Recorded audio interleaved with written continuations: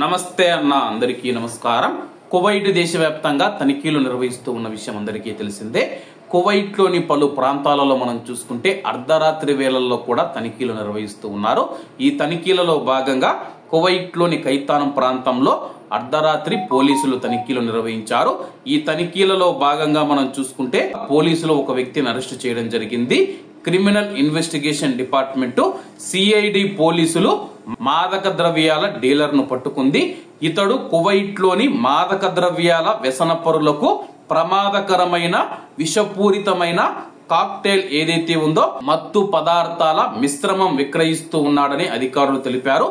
పక్కా ప్రణాళిక అమలు చేసిన తర్వాత మెరుపు దాడిలో ఇతని యొక్క కార్యకలాపాలకు ముగింపు పలికి అతన్ని అదుపులోకి తీసుకున్నామని చెప్పేసి, అలాగే ఆ యొక్క వ్యక్తి మనం చూసుకుంటే అరబ్ దేశానికి సంబంధించిన వ్యక్తిని చెప్పేసి, ఇతడు మాదక ద్రవ్యాలు అత్యంత ప్రమాదకరమైన మత్తు పదార్థాలను కలిపి విక్రయిస్తూ ఉన్నాడని చెప్పేసి, తన పైన పక్కా నిఘా ఉంచామని చెప్పేసి, అలాగే ఇన్ని రోజులు చూసుకుంటే నిఘాకు చిక్కకుండా అతడైతే కార్యకలాపాలు సాగిస్తూ ఉన్నానని భావించాడు.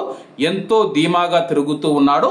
ఇతని పైన దర్యాప్తు అధికారులు ఇప్పటికే నిఘా పెట్టారన్న విషయం అతనికి తెలియదని చెప్పేసి, అలాగే పోలీసులు మనం చూసుకుంటే పోలీస్ డ్రెస్సుల్లో కాకుండా సాదా దుస్తుల్లో కైతానం ప్రాంతంలోకి ప్రవేశించి రహస్య నిఘా ద్వారా అతని యొక్క కదలికలను చాలా రోజులు పర్యవేక్షించారు.